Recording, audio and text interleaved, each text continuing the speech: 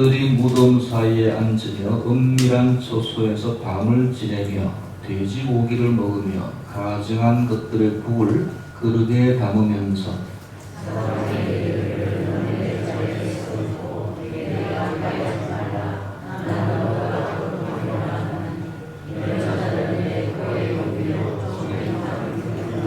(62장 3절 4절) 너는 또 여호와의 손에 아름다운 관, 내 하나님의 손에 왕관이 될 것이라.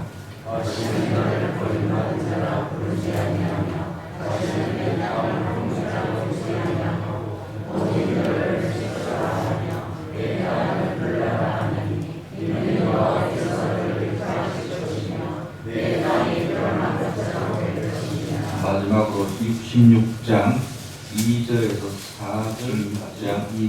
4절 나 여호와가 말하노라 내 손이 이 모든 것을 지었으므로 그들이 생겼느니라. 무릇 마음이 가난하고 심령에 통회하며 내 말을 듣고 떠는 자 그 사람은 내가 돌보려니와.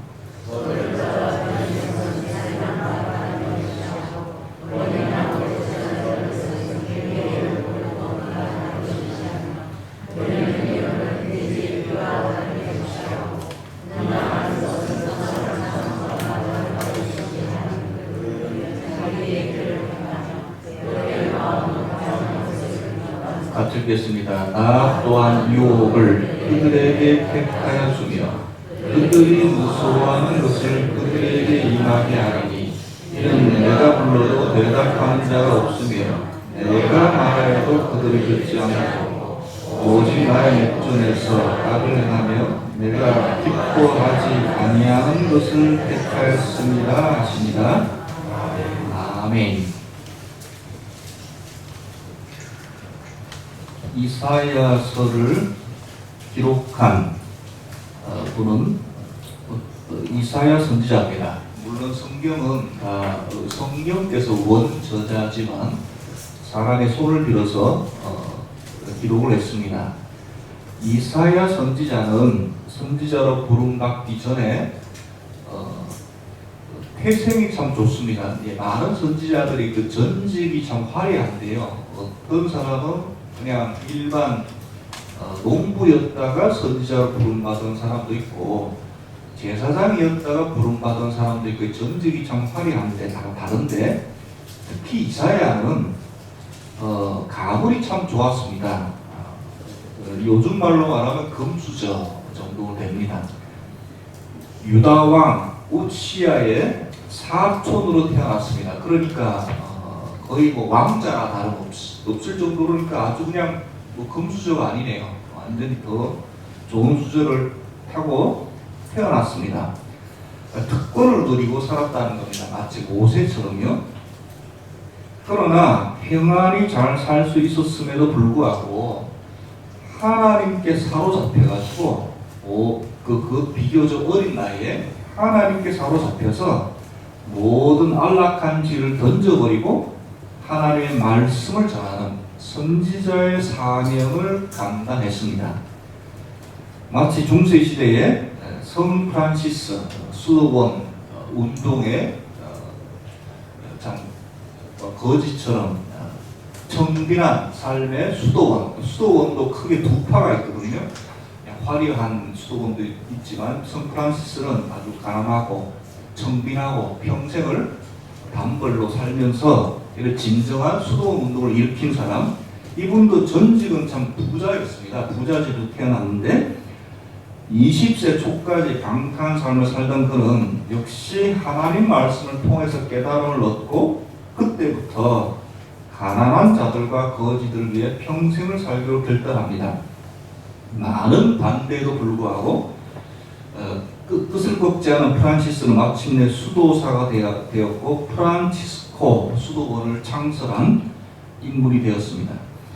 이사야의 삶도 비슷합니다. 어린 나이에 하나님의 말씀에 사로잡혔습니다. 일평생 말씀을 당당히 선포하다가 일설에 의하면, 야사 같은 전설에 의하면 그 유다의 히틀러라고 할 수 있는 므낫세와 아주 악한 왕 제위 때 톱으로 켜서 죽는, 톱으로 썰려서 죽는 그런 순교를 당했습니다. 우리들은 이사야가 목숨을 걸고 전했던 메시지의 핵심을 잊어서는 안 되겠습니다. 이사야는 다른 선지자들, 어떤 선지자는 환상을 주로 이렇게 통해서 하나님 메시지를 전한 사람도 있고, 어떤 선지자는 행동, 에스겔 선지자가 좀 많이 그랬는데요. 이사야는 그 이사야에서 핵심이 특징이 뭐냐면 있는 그대로. 요즘으로 말하면 그냥 돌 짚고 던진다 그러죠. 막 그냥 듣는 사람이 성취할 정도로 막 있는 그대로 적나라하게 말씀을 선포하는 게 이사야 선지서의 특징입니다. 오늘 읽었던 66장 3절도 보세요. 66장 3, 4가 이렇게 말합니다. 소를 잡아 드리는 것은 살인함과 다름이 없이 하고, 어린 양으로 제사 드리는 것은 개의 목을 꺾음과 다름이 없이 하며 드리는 예물은 돼지의 피와 다름이 없다. 분향하는 것은 우상을 찬송함과 다름이 없다. 이 굉장히 이 당시 사람들에게는 이거 돌직구 정도가 아니라 굉장히 그냥 아주 강력한 말씀입니다. 구약시대 제사의 핵심은 제사의 제물이 있습니다. 여기 소, 어린 양, 분향, 이거 제사의 핵심적인 건데, 이사야가 지금 뭐라고 말하면 전면 부정하는 것이죠. 지금으로 말하면 이 예배에 다 중요하지만 가장 어떻게 보면 중요한 부분이 설교를 부정하는 거예요. 설교할 필요 없다. 예를 들어서 굉장히 아주 강력한 말씀이잖아요. 그러니까 이제 그 제사 제물이 쓸데없다는 것이 아니라 이제 이사야 선지 핵심은 그거죠. 하나님의 마음과 하나님의 뜻과 하나님의 말씀대로 살지도 않으면서 제사 드린답시고 소를 드리고 뭐 양을 잡아드리고 분양하는 게 다 쓸데가 없다는 거예요. 알맹이가 빠진 거다. 이사야 선지자 이 말씀 핵심이 그거죠. 하나님의 마음과 뜻은 알려고 관심도 없고, 하나님 말씀대로 살기는 싫어하면서 그렇다든지 제물과 제사를 통해서 복을 받으려고 하고, 이런 행위에 대한 폭렬한 비판하는 이사야 선지서의 핵심이 이제 그런 것입니다. 그러니까 아무리 정성껏 제사를 드려도 그 살인을 괜히 소를 잡는 거다. 아무리 하나님께 드린다고 해도 우상 숭배하는 것과 똑같다. 왜냐하면 삶이 뒤따르지 않는다. 삶이 여호와 하나님 말씀을 들어도 들을 때뿐이고, 내 삶은 내 생각대로, 우리 이스라엘 백성들이 삶은 이스라엘 백성들 생각대로 사는 것이 아니라 하나님 뜻대로 살아가는 백성들이잖아요. 그렇게 계약을 맺었거든요.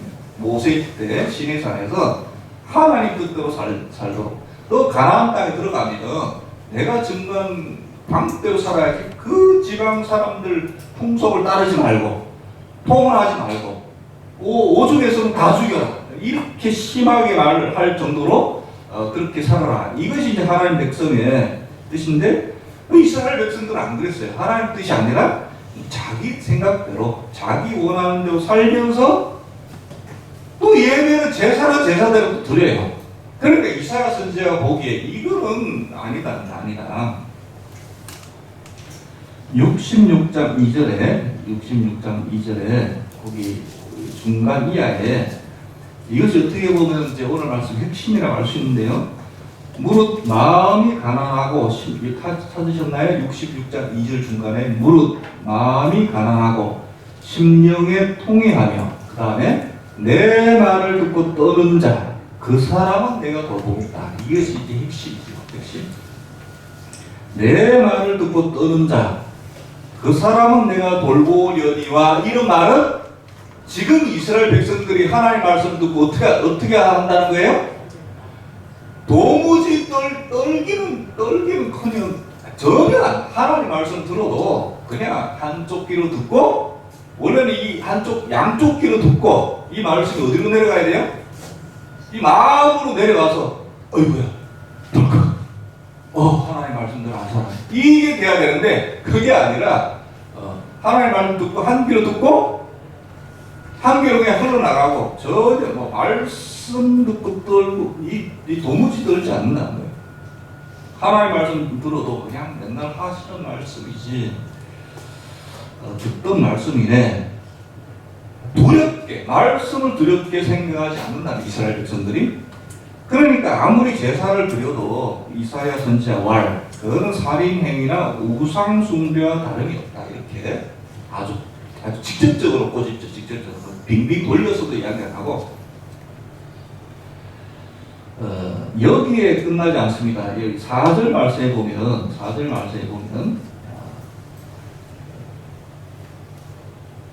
나 또한 유혹 4절 66장 4절 나 또한 유혹을 그들에게 택하여 주며 그 다음에 그들이 무서워하는 것을 그들에게 임하게 하리니. 그러니까 그들이 평소에 말씀을 듣고 떨면 말씀을 무서워하면 원래는 뭘 주세요? 계속 참 하나님 말씀 재밌고도 무섭죠. 우리가 말씀을 두려워하면 그럼 하나님께서 뭘 주신다는 거예요? 계속 말씀을 주신다는 거죠. 그러니까 너희들이 무서워하는 걸 주겠다는 거예요. 그러니까 평소에 말씀을 듣고 떠는 자들은 계속 말씀을 주신 거예요. 그건 그 은혜 위에 은혜죠.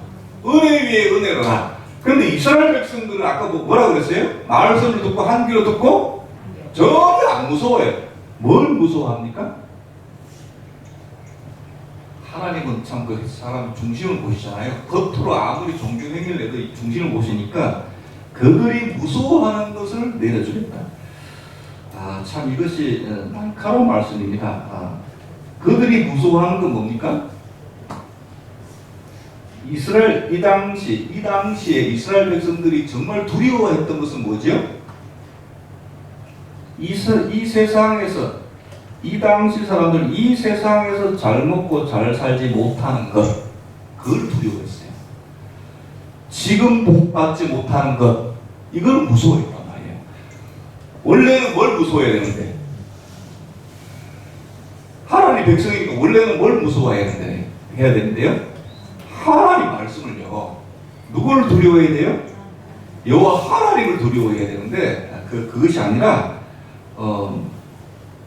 하나님 말씀은 우습게 생각하고 이 세상에서 잘 먹고 잘 사는 것이 잘못되는 것을 두려워하고 무섭게 생각했습니다. 나의 이익이 손해보는 것을 두려워 뜹니다. 세상 사람들은 그걸 두려워하는데 하나님의 백성도 그러니까 그래? 너가 그 두렵고 떨린다고? 그럼 그렇게 해줄게. 이렇게 재밌고도 무서운 말씀 아닙니까? 우리가 뭘 두려워하면 말씀을 두렵게 생각하면 계속 뭘 주세요? 계속 은혜를 주시죠. 말씀을 주시고. 근데 겉으로는 말씀을 두렵게 한다고 하지만 사실 속으로는 복 받지 못하고 이 세상에서 이렇게 그러면 이제 그거대로 해주시지. 굉장히 어떻게 보면 재밌고 무서운 말씀입니다. 한마디로 말하면 하나님에 대한 마음 없는 그냥 기복신앙에 대한 하나님의 징계입니다. 우리가 아무리 안 그런 척해도 우리가 뭘 무서워하는지 우리 중심을 항상 보시니까 하나님은 우리가 뭘 무서워하는지 잘 아십니다. 속일 수가 없습니다. 그들이 무서워하는 4절에 그들이 무서워하는 것을 그들에게 임하게 하겠다. 내가 들은 대로 하겠다. 무서워하는 것대로 하겠다. 하나님은 우리가 무엇에 민감하여 떠든지 잘 아십니다. 그것에 손을 보시겠다 이렇게 말씀하십니다. 여러분 정말 무서워하는 것이 무엇인가요? 이사야는 오늘 두 종류의 사람을 대비하고 있습니다. 첫 번째 부류의 사람들은 65장 4절 5절에 묘사합니다. 65장 4절 5절에 이렇게 묘사합니다. 그들이 무덤 사이에 앉으며 은밀한 처소에서 밤을 지낸다. 그냥 글자 그대로 읽으면 무덤 사이에 누가 보통 있습니까? 예수님이 만났던 군대 귀신 들렸던 사람처럼 귀신 들려가지고 무덤 사이에 사는 사람인가 이렇게 생각할 수 있는데 사실 그것이 아닙니다. 이건 이제 비꼬는 말입니다. 그 다음에 계속 읽으면 알아요. 돼지고기를 먹으며 가증한 것들의 국을 그릇에 담으면서 사람들에게 말하기를 나는 너보다 거룩하다 하는 사람들. 그러니까 완전히 그 비꼬는 말이죠. 우리가 구약과 신약이 다 이렇게 연결이 돼 있는, 구약과 구약이 연결돼 있고 구약이 신약과 연결돼 있는데 예수님께서 그 당시의 지도자들과 종교 지도자를 주로 바리새인들, 그러니까 자타가 공인하는, 오늘 여기 있는 대로 나는 너보다 거룩하게 산다고 생각하는 사람들에게 예수님께서 이렇게 말씀하셨습니다. 화 있을진저 너희가 높은 자리와 시장에서 문안받는 것을 기뻐하도다. 너희는 평토장한 무덤 같아서. 한국식 무덤은 요즘은 이제 화장을 많이 하죠. 예전에 매장을 해서 이렇게 돔을 이렇게 둥그렇게 하죠. 이스라엘은 좀 다릅니다. 이스라엘은 잘 사는 사람들은 돌산이나 굴 같은 걸 파서 거기에 넣어놓지만 일반인 사람들은 밑에 묶고 그냥 평평하게 만들어 버립니다. 그러니까 거기에 무덤인지 모르면 잘못하면 그 위에 사람이 지나다닐 수도 있어요. 그런데 평토장한 무덤인데 예수님이 그 당시 종교 지도자를 바리새인을 향해서 너희는 평토장한 무덤 같아서 그 위를 밟는 사람이 알지 못한다. 그러니까 그냥 밟고 무덤인지 모르고 지나가지만 그 밑에는 뭐가 있어요? 뼈가 있고 시체가 있다는 거예요. 그러니까 한마디로만 너희들 겉은 번들이한데 속에는 뭐예요? 시체나 뼈가. 그리고 굉장히 아주 대놓고 까는 말씀을 하신 거죠. 그렇다면 여기 오늘 본문에 무덤 사이에 앉으며 은밀한 처소에서 밤을 지내는 사람은 결국 이사야 당대 때 예수님처럼 종교 체제를 꽉 잡고 있는 사람, 이 성전을 꽉 잡고 대제사장이라든지 제사장이라든지 일파들 있잖아요. 그 종교 체제를 유지하면서 기득권을 누리는 데만 골몰하는. 그 제사장이 제사만 드리는 것이 아니라 사실은 이 이스라엘 백성들 종교를 다 해요. 왕이 되었던 고관 대작이 되었던 이거 막 지적을 해야 되는 죄를 와서 번제를 드리라. 번제가 주로 죄를 씻는 건데 그게 아니라 막 그 정도면 됐습니다. 와서 화목제는 남는 게 많잖아요. 제사장들이 그런 식으로 이제 타협하고 넘어가고. 그러니까 이런 거를 이제 이사야는 뭐라고 이야기하냐면 무덤 사이에 앉으면서 은밀한 처소에 밤을 지낸다. 또한 돼지고기를 먹는다. 이거는 우리가 먹는 돼지고기 그런 의미가 아닙니다. 하나님은 구약시대 돼지고기를 금하셨잖아요. 더러운 거라고 해서. 그런데 원래 사람이 먹지 말라고 말리면 뭐 하고 싶어요? 더 먹고 싶잖아요. 이 당시에 여러분 건조한 중동 지방에는 동물들을 키우는 건 잡아먹기 위해서지만 얘를 털이라든지 매일 밤에는 춥거든, 낮에는 덥지만 털이라든지 젖이라든지 이런 거 굉장히 쓸모가 있기 때문에 키웁니다. 소라든지 양이라든지. 돼지는 그냥 잡아먹는 거 말고는 별 쓰임새가 없습니다. 그러니까 여러분 돼지는 부자나 귀족들만 먹을 수 있는 거예요. 지금 우리 개념하고 다른 거죠. 우리는 지금 한우가 비싸잖아요. 한우가. 돼지는 좀 싸고. 근데 여기는 이제 거꾸로죠. 거꾸로. 그러니까 이 돼지고기를 먹는다는 거는 몰래 숨어서 누가 먹을 수 있어요? 권력자들이요. 특권을 가지고 있는 사람들 몰래 숨어서 밖에 나가서는 설교를 하면서 이거 먹으면 안 된다. 하나님 금지하신다 하면서 자기들끼리는 맛있게 그러면서 그런 사람들을 보고 이사야 선지자가 까는 거죠. 무슨 말씀인지 아시겠죠? 무덤 사이에 있으면서 속은 다 그러면서 기득권은 지키려고 하고 자기 건 놓치지 않으려고 하고 말만 건드려야 하고 속은 전혀 그렇게 살지 않는 그런 사람들을 향해서 하나님은 5절 끝에 그래서 말은 내게 가까이 하지 말아라. 야, 죄인들 너는 내게 가까이 하지 마. 왜? 나는 너보다 거룩하다. 괜히 와서 내가 더러워질 거. 이렇게 그러니까 이제 겉다르고 속다른 사람들 말하는 거죠. 예수님께서 하셨던 외식하는 자들이 딱 그런 사람. 근데 하나님은 뭐라고 하냐? 이런 자들은 내 코에 연기요 종일 타는 불이로다. 코에 연기하면 싫잖아요. 내 코에 연기요 종일 타는 불이로다. 이렇게 말씀하고 있습니다.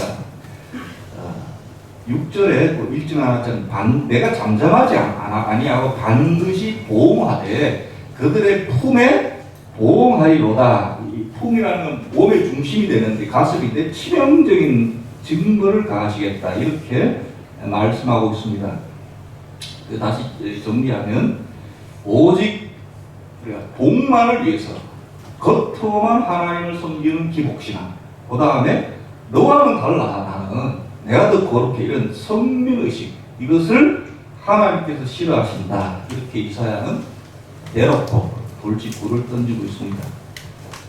반대로 하나님께서 우리들이 어떤 그리스도인이 되기를 원하십니까? 그 이상적인 모습을 62장에서 이사야는 말씀하고 있습니다. 62장 3절 4절 읽었죠. 3절 4절 너는 또 여호와의 손에 아름다운 관, 내 하나님의 손에 왕관이 될 것이라. 4절 다시는 너를 버림받은 자라 부르지 아니하며 다시는 내 땅을 황무지라 부르지 아니하고 오직 너를 헵시바라 하며 내 땅을 뷸라라 하리니 이는 여호와께서 너를 기뻐하실 것이며 내 땅이 결혼한 것처럼 될 것임이라. 아멘.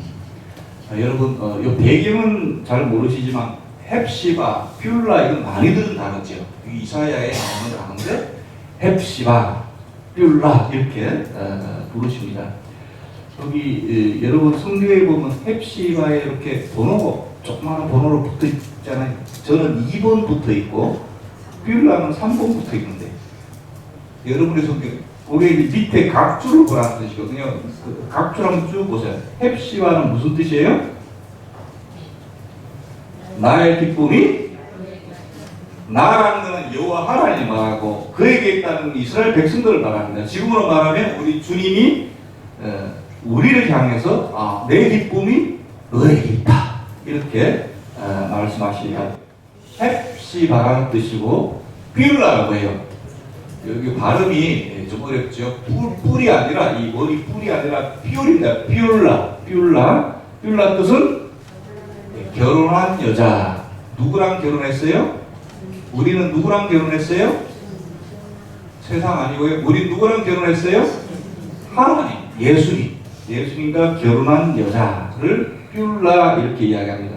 그런데 이 앞에 읽어보면 다시는 내 땅을 황무지라 부르지 아니하고 헵시바 뷸라라고 부른다. 이 말은 황무지가 된 적이 있다는 말입니다.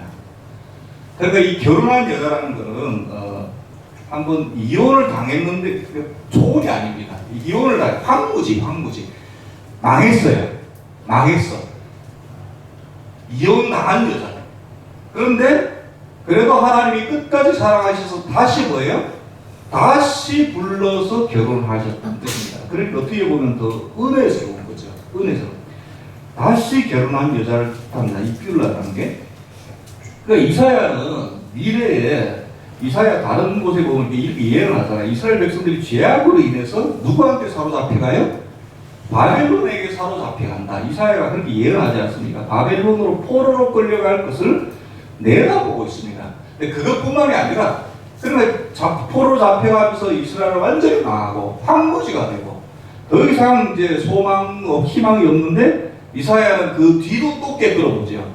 포로된 백성의 머리에 3절에 너는 또 여호와의 손에 아름다운 관, 내 하나님의 손에 왕관이 될 것이다. 지금 평화로운 상태에서 관을 씌우는 것이 아니라 이미 한번 뭐예요? 완전히 망했어요. 어떻게 살다가? 이렇게 살다가 무덤가에 살면서 외식하는 신앙생활을 하다가 결국 어떻게 돼요? 황무지가 돼버려요. 완전히 망해요. 그래서 끝난 줄 알았어요. 하나님 우리를 버리신 줄 알았는데 그것이 아니라 그때부터 다시 뭐예요? 아름다운 관을 씌워주시고 손의 왕관이 되어주시고 뭐라고 부르세요? 헵시바, 뷸라라고 불러주신다는 거예요.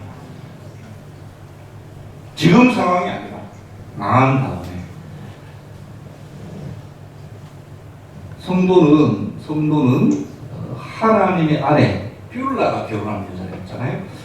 성도는 하나님과 결혼한 사람, 아내라는 개념은 우리에게도 생소한 것은 아닙니다. 사도 요한도 요한계시록에서 우리들을 그리스도의 신부라고 말씀하고 있습니다. 하나님께서 원하시는 우리의 삶은 하나님의 배우자로서의 삶입니다. 하나님께서 원하시는 우리의 삶은 하나님의 배우자, 아내로서의 삶입니다. 뷸라로서의 삶이에요. 여러분, 배우자, 부부의 삶 중에 가장 중요한 것은 사랑이잖아요. 부부간에 있어서 가장 중요한 것은. 그리고 사랑하면 서로의 말에 귀를 기울입니다. 그러니까 사랑이 식어가는 증거가 뭡니까? 서로의 말에 관심이 없어져 가고 자기 말만 막 하게 되죠. 이게 사랑이 식어가는 증거죠. 사랑하면 어떻게 됩니까? 사랑하면 서로의 말에 이렇게 귀를 기울여집니다. 숨길 수 없는 본능입니다.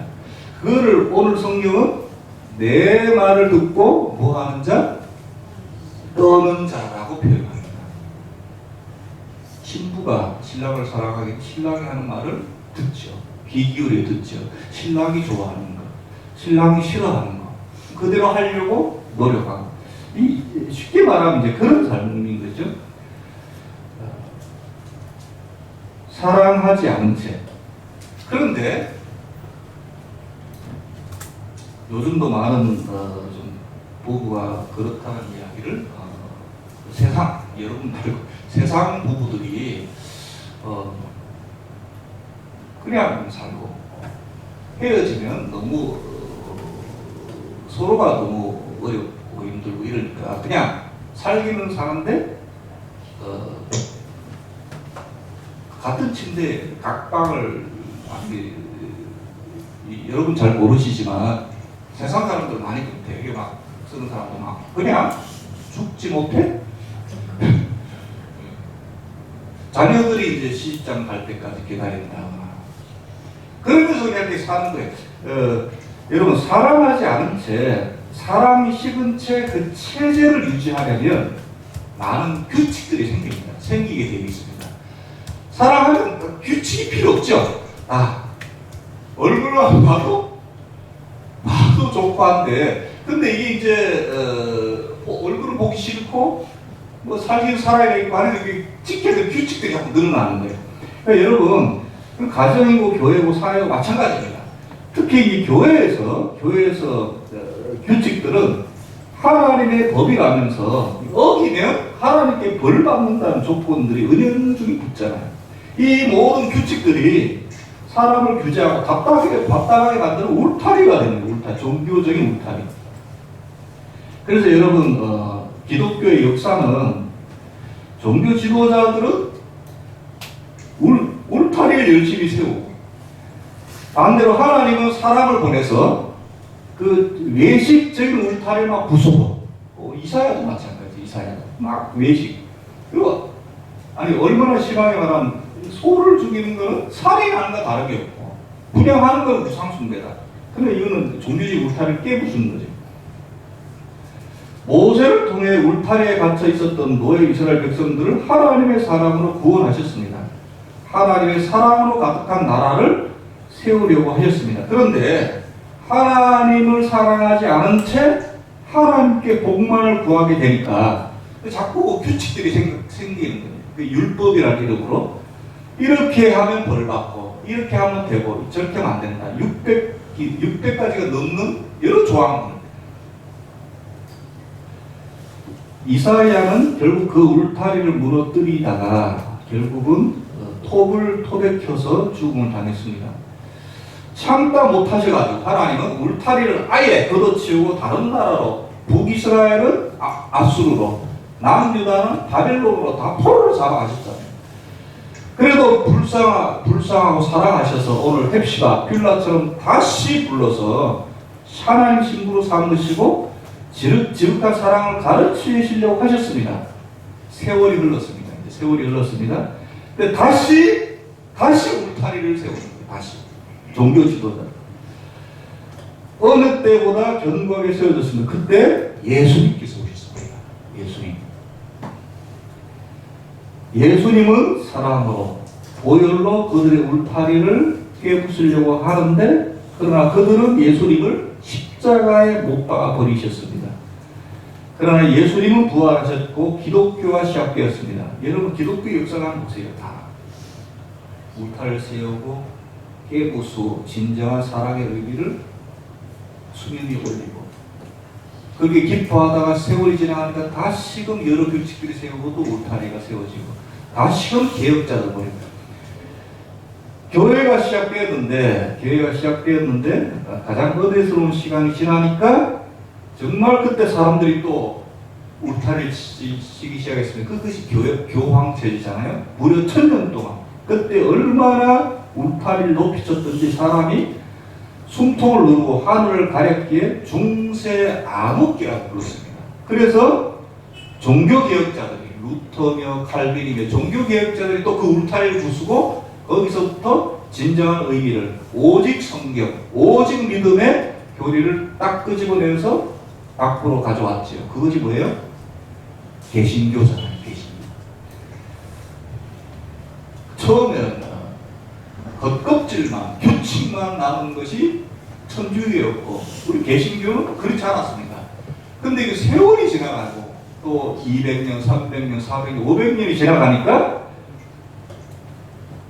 이 좀 제 느낌이 좀 천주교하고 좀 바뀐 게 아닌가 생각될 정도로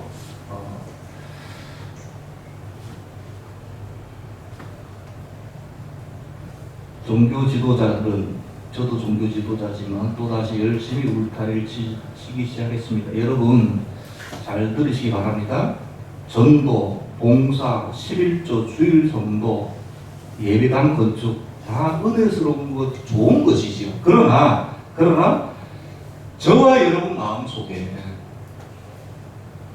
하나님의 신부로서 사랑하는 감정이 점점 식어가면서 이것만 있다면 이것이 울타리가 되는 것입니다. 사랑에 빠져 있으면 이 모든 것이 은혜가 아니라 울타리가 되는 것입니다. 이사야 복음의 핵심이 바로 그것입니다. 신부가 해야 될 일은 오직 신랑을 사랑하는 것입니다. 다시요. 신부가 해야 될 일은 오직 신랑을 사랑하는 것입니다. 아멘. 그분이 우리에게 하시는 말씀을 듣는 것입니다. 듣고 경외하는 것입니다. 오늘식으로 말하면 말씀을 듣고 떠는 것입니다. 하나님은 우리를 이미 그 누구보다도 사랑하셨습니다. 지금도 사랑하고 계십니다. 영원히 사랑하실 것입니다. 그 사랑에 반응하는 것입니다.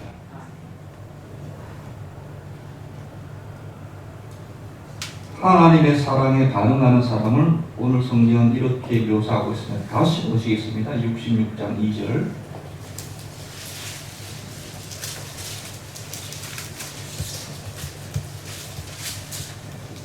나 66장 2절 나 여호와가 말하노라 내 손이 이 모든 것을 지었으므로 그들이 생겼느니라. 어떤 자들이요?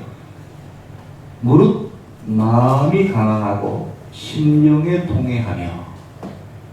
구약인데도 꼭 신약 같죠. 예수님께서 말씀하신 팔복 같지 않습니까? 무릇 마음이 가난하고 심령에 통회하며 내 말을 듣고 떠는 자, 그 사람은 내가 돌보려니와. 아멘. 여기 이제 떨다라는 것은 이 떨다는 의미가 여러 개 이제 추워도 떨고 무서워서 공포에 떠는 것도 있지만 여기서 이 떨다라는 원어는 좀 민감하게 반응한다 이런 의미 좀 가깝습니다. 민감하게 반응한다. 그래서 좀 둔감한 사람도 있고 이렇게 민감한 사람도 있는데 하나님은 말씀에 민감하기를 바라십니다. 말씀에 두려워하며 떠는 것. 여러분 사랑한다는 것은 결국 그런 것 같습니다. 상대방의 말을 하나도 놓치지 않고 귀담아 듣고 믿고 마음에 간절하고 행합니다. 우리가 알아도 다 행동을 못하죠. 하나님도 아십니다. 알아요. 하나님도. 그래도 우리가 하나님 말씀을 딱 듣고 아유 내가 뭐라고 이거밖에 안 되는데 하고 그냥 넘어가는 거 하고 어차피 못해도 그래도 하나님 말씀인데 한번 해봐야지. 그럼 작심 3일이잖아요. 그래도 3일이나 가잖아요. 그냥 안 하는 거하고 여러분 3일 동안 해보고 못하는 거하고 다르다는 거예요. 왜? 하나님 뭘 보시니까? 그리고 어떻게 내 말을 듣고 좀 민감하게 반응하려고 하는구나. 10년이나 어제나 오늘이나 여전히 그렇게 말을 했는데도 그 여전히 하면 그럼 이 사람이 식구가 안 돼요.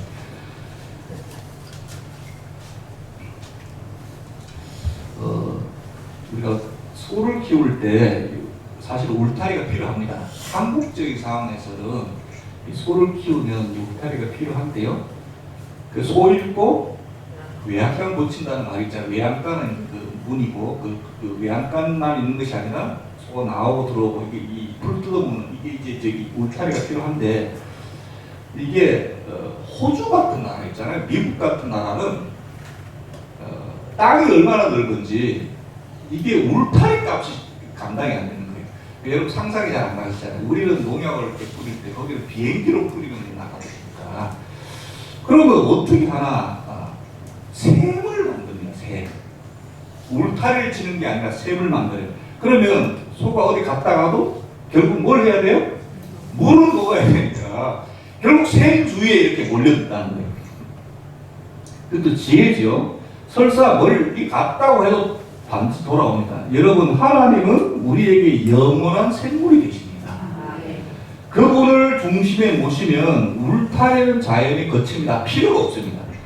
울타리가 없어도 염려가 생기지 않습니다. 무엇을 먹을까 무엇을 마실까 염려하지 않습니다. 없으면 없는 대로 씩씩하게 살아갑니다. 우리 구차해지지 않습니다. 왜? 우리는 하나님의 신부이기 때문입니다. 그리스도의 신부이기 때문입니다. 세상 어느 것도 하나님의 사랑과 바꾸지 않습니다. 돈, 명예, 권력, 쾌락 그 어떤 것도 잠시는 우리를 해결을 해주지만 진정한 갈증을 풀어주지는 못합니다. 가장 사랑하는 예수님을 영으로 만나는 가장 행복한 순간이기 때문입니다. 여러분 이 마음으로 살아갈 때 이 마음이 우리 속에 있을 때 하나님이 우리를 보시면서 헵시바 너는 나의 그 기쁨이다. 비올라 이미 망했지만 내가 너랑 기꺼이 결혼할게. 넌 나의 비올라다. 헵시바 이렇게 말씀해 주시지. 우리 마음은 점점 멀어지면서 힘들고 어려울 때 와서 매달리고 나가서는 역시 내 욕심대로 살고 이러면 하나님 헵시바 비올라가 아니라 너는 내 코에 연기다. 내 입 앞에 불이다. 내 천불이죠. 여러분 헵시바와 비올라는 공통적으로 이 망했던 전적이 있고 공통적으로 하나님의 말씀을 듣고 떠는 자들입니다. 여러분 우리는 하나님과 이미 결혼한 비올라입니다. 그리고 하나님의 기쁨을 받는 헵시바입니다. 그런 저와 여러분들 다 되시기를 바라겠습니다. 네, 기도드리겠습니다. 하나님 아버지 주님 말씀을 듣고 떨리게 하여 주시옵소서.